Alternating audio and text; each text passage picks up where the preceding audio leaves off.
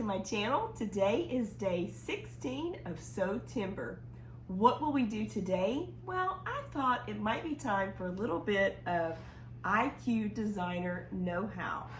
I really enjoy creating original designs, drawing some flowers, or creating them within my electronic devices, scanning them on my scanning frame, and letting the machine turn them into stitches very quickly.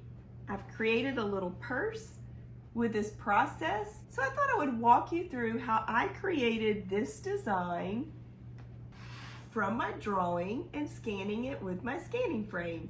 Let's get to scanning. You'll notice that I've placed the image of my flower that we will be scanning and creating a line design with onto my scanning frame. I've placed it on the frame and I've used my magnets to hold it in place. Now that it's on our embroidery arm, we'll select the IQ designer side of our machine and get started scanning. And as we start designing, you'll notice that in my little project, I've used the same design, I've placed it in different areas, and also eliminated some sections of the design to create a really pretty designer look. We'll do that together as well. In order to scan, we'll select our scanning icon in the upper right-hand corner, and then we'll choose line design. Let's scan.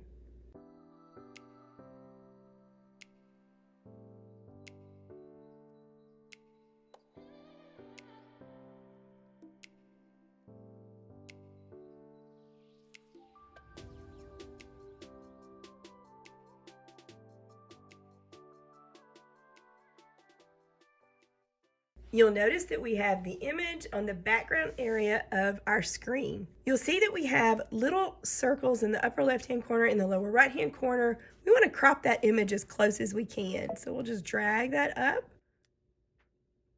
and put the box around the flower.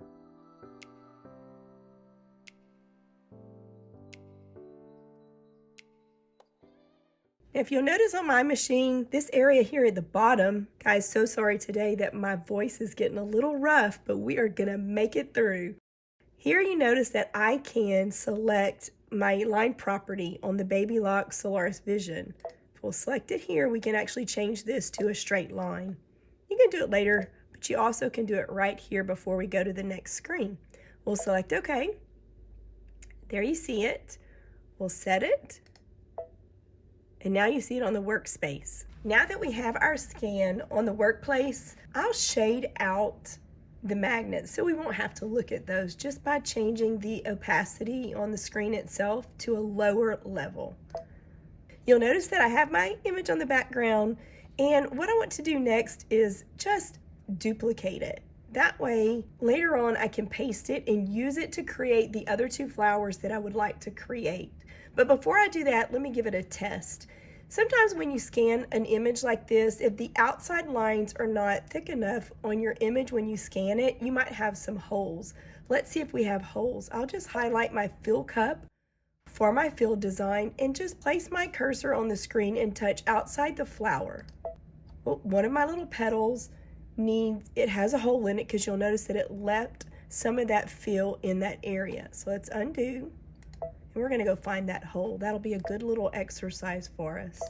Let's see if I can remember where it was. We'll use our little panning feature. Oh, I can see it right here. I have a little opening in this area. And in order to close it up, I like to choose my no stitch feature and then just come in and draw a line. You'll notice that I have my open pencil selected and I just closed it up.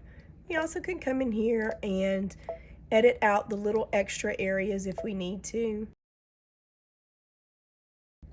We'll bring the eraser little square down to a smaller size. And that allows us to edit accurately. You get to choose what size is best for you. Let's zoom back out to 100% and let's do that little test one more time. We'll select our fill cup, touch outside our flower. Cool, now you'll notice that none of our fill is going to go into our flower. That means we have no holes on this shape. Let's undo that. Now I want to duplicate this. That way, when I create my other two, I'll just be able to paste it. So we'll select our select feature. I'll just select all. It selected my whole little flower, and then I'll duplicate it. I don't need it right now, so I'll select close and I'll undo, but it still keeps that shape on our little clipboard for later on when I want to use this shape again to create our other two images of our flower.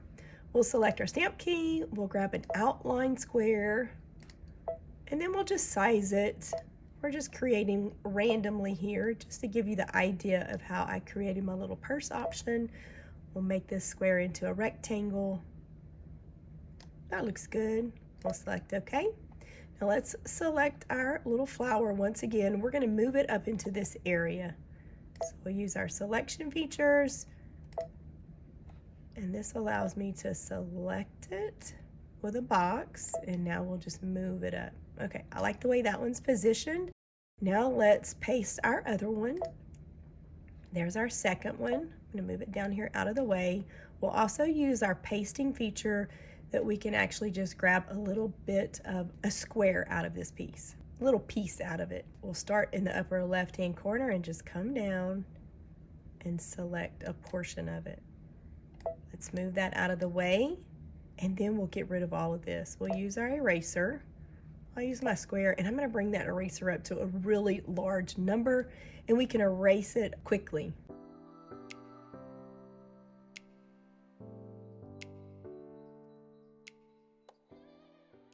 Just like we're drawing on a sketch pad. There we go. Let's once again select this little piece. Let's use a different selection feature. I can pop points around my image. That way it's easier to accurately grab a specific area. Now we're going to take this little part of the flower and nestle it in the lower right hand corner. We are creating a very designer look with this feature. Let's paste our flower one more time. I only want half of this flower this time, so I'll once again use my square type selection feature, and then we'll get rid of about half of it. There we go. We're going to erase him in just a second. Let's grab this part. And see, if I use this feature, I might get a part of the other flower. We don't want to do that. So let's use this selection feature where we can pop our little points around. It's nice to have different features to choose from, especially when you're selecting different things. Okay, it's selected. Now we'll scoot this one over. Now I'll definitely need to make sure that my flower is a little bit past this line. Now let's erase this one. If not, it would actually create a little hole. We don't want a hole. We'll use our eraser and then come in here and erase this little guy. Oops, see what I did? So look, if I go to select, I'm going to grab the line. If I erase, I'm going to erase it. It's good for me to make mistakes like that because you can see it. So we'll just undo one more time. I need to position.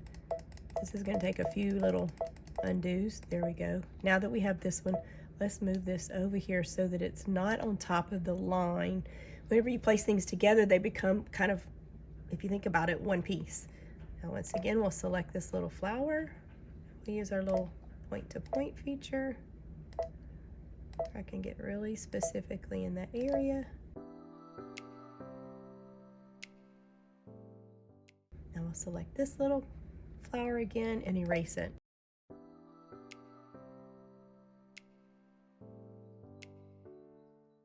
I want to make sure that this little flower is really nestled up against that line. And I should have done that when I placed it originally, because guess what's going to happen? It'll grab part of the line. Now if I'm really accurate, and I can be, let's try it. Showing you different ways to accomplish things in IQ Designer.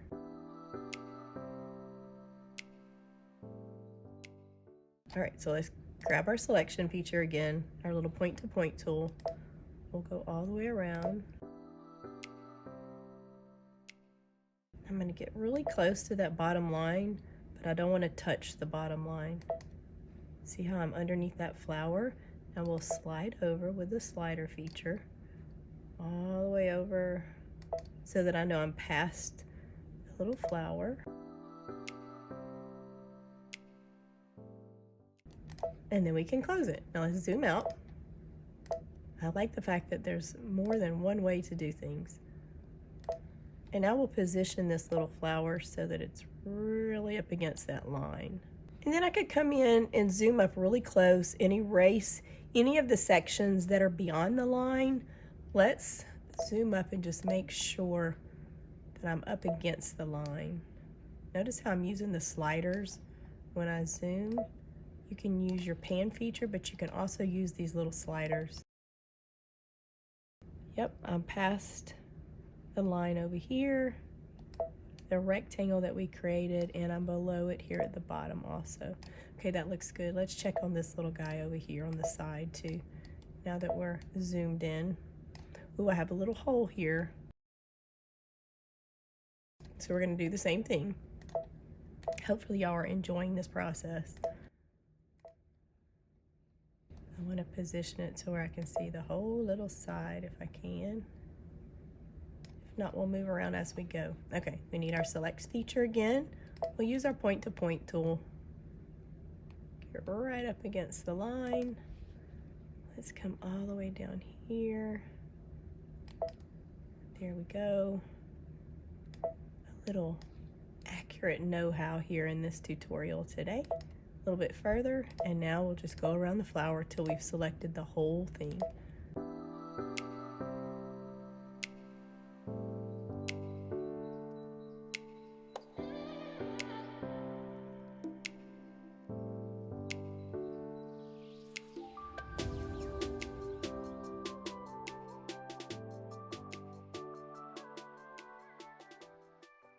Zoom out.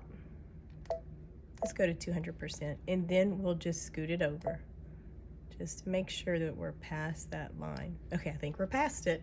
Let's go back to 100%. Next, we want to create a fill design within the blank area of our rectangle. So you can go into your decorative fills.